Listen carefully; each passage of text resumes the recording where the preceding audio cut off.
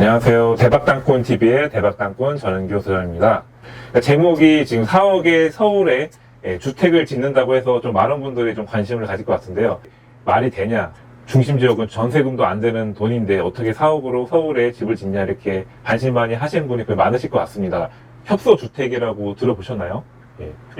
일명 이제 미니주택, 이제 신혼부부나 어린 자녀가 있는 젊은 부부층을 중심으로 옮겨가는 추세인데요. 워낙 층간 소음에 이제 시달리다 보니까 저도 마찬가지로 예전에 많이 시달렸었는데요. 이 협소주택의 이제 장단점을 좀 말씀드리면, 일단은 협소주택의 장점은 작은 필지에 이제 건물을 높이 올릴 수 있다는 장점이죠.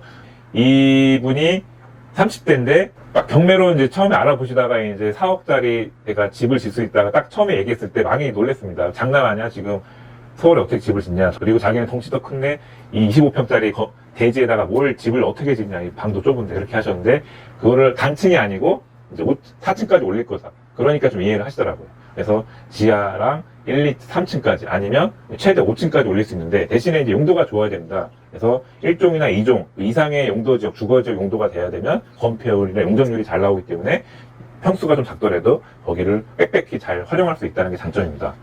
물론 단점도 있습니다. 이게 이제 계단이 이제 생겨야 되는데 엘리베이터 공간을 뺄 수가 좀 작기 때문에 엘리베이터가 없이 계단을 왔다 갔다 하려면 좀 그런 젊은 세대가 아니라고 하면은 사실 이런 협소주택은 젊은 층 30대에서 40대 뭐 좀 높게는 50대 이내에 좀 추천드리고요.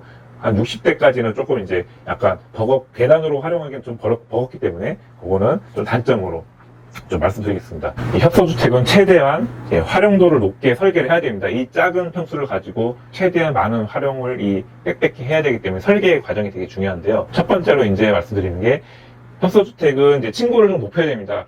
그러니까 워낙 바닥 면적이 작기 때문에 위로 올리는 방법이 제일 좋은데 위로 올리려면 최대한 층고를 높게 하셔야 되는데 가장 마지막 층에 또 보통 이제 박공지붕, 세모난 지붕을 박공지붕이라고 하거든요. 그거를 단순히 그냥 천장만 높이지 마시고 그거를 활용해서 중간에 자르면 이제 다락방까지 형성이 됩니다. 다락 같은 경우는 또 이 연면적에 포함이 안 되기 때문에 거의 보너스 면적으로 많이 설계가 들어가는데요. 그래서 어른들도 다락방에 뭐 계속 서 있기는 좀 불편하지만 누워가지고 영화 보는 요즘 다락에 많이 설치들 하시거든요. 빔 프로젝트로 이렇게 아늑한 공간에서 영화 보는 공간, 나만의 홈시어터를 만드는 게 또 다락에 만들고요. 또 자녀가 있는 어린 자녀가 있으면 다락방이 또 자기 아지트로 활용할 수 있기 때문에 좀 재밌는 집을 만들 수 있을 것 같습니다. 경사가 있는 땅이면 오히려 전 더 좀 좋아하는 게 이 경사가 져 있으면은 끝에서 보면 경사가 져 있지만 앞쪽에서 보시면 오히려 지하를 만들더라도 지하 느낌이 안 납니다. 그래서 1층에는 뭐 창고라든지 보통 주차장으로 많이 쓰시는데요. 또 삼각형 땅은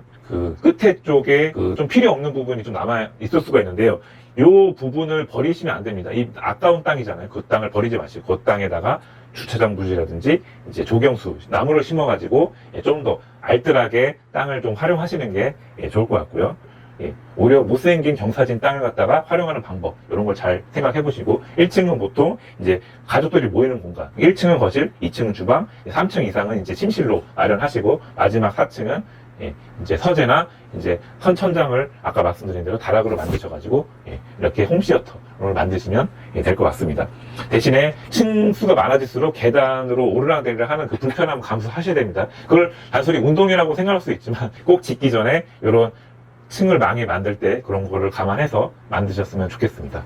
그리고 협소주택은 특히 벽보다는 창을 많이 활용하셔야 됩니다. 작은 평수지만 되게 넓어 보입니다. 저는 충분히 뭐 커튼이나 블라인드 같은 요즘 암막 커튼 많이 나오고 있거든요. 그런 걸로 뭐 인테리어도 되고 하기 때문에 전혀 저는 걱정 안 해도 된다고 봅니다. 그리고 이제 하나 더 중요한 게 이 협소주택은 올리는 것도 좋지만 주변에 이제 건물이 막혀 있으면 그게 이제 어떻게 막혀 있는 대로도 설계도 다르게 하셔야 됩니다. 주변이 완전히 사방으로 막혀 있는데 이렇게 뭐 테라스나 이런 거 조망이 한계가 있기 때문에 꼭 이런 땅을 구입하실 때 한 면은 꼭 트여 있는 쪽으로 선택을 하셔야 됩니다. 협소주택에 이제 지을 만한 지역을 잘 살펴보셔야 되는데요. 이 짜투리 그동안 거의 버린 땅이라고 알려졌던 이 짜투리 용지가 협소주택 때문에 좀 관심을 받기 시작했는데 아직까지 많이 있습니다. 포기하지 마시고 서울 안에도 있고 서울 인근의 이런 도심 예를 들면 서쪽에는 인천 주변으로 보시면 되고 좀 더 올라가서 바로 위에 일산이나 고양시 좀 더 가서 이제 양주나 의정부 그리고 동쪽에는 남양주 쪽을 보시면 구리나 남양주를 보시면 되고 좀 더 내려오면 저희 동네 하남시